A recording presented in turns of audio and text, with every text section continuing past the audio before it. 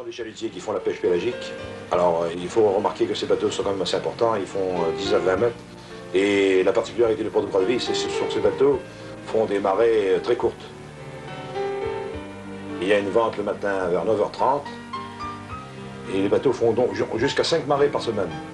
Ce qui apporte à la criée un poisson d'une qualité exceptionnelle. Le poisson de Croix-de-Vie a une renommée de qualité grâce à ses techniques de pêche et à ses rotations rapides des navires. Le travail à bord des bateaux a été fait pour conserver une qualité irréprochable. Vous avez pu voir la mécanisation, la légalisation du travail à bord du bateau. Vous avez pu voir également que le poisson est rangé dans les petites caissettes de 10 kg. Il est rangé soigneusement et quand il arrive à la vente, il est dans un état de fraîcheur indiscutable. Avec ses 3 ventes quotidiennes, la criée connaît une activité que beaucoup de ports lui envient. Mais en saison sardinière, elle fonctionne presque en continu.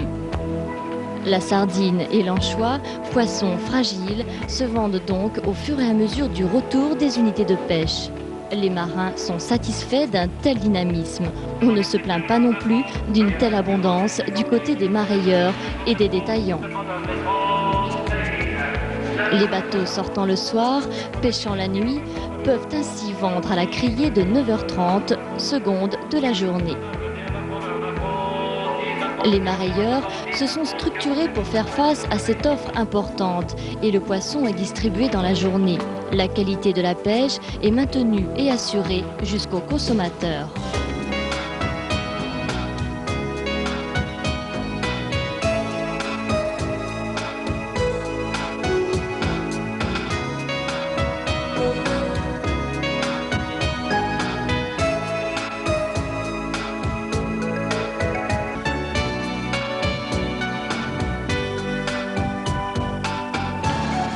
Dernier maillon de la chaîne, le poisson, emballé, protégé et glacé, est expédié quelques heures seulement après sa capture.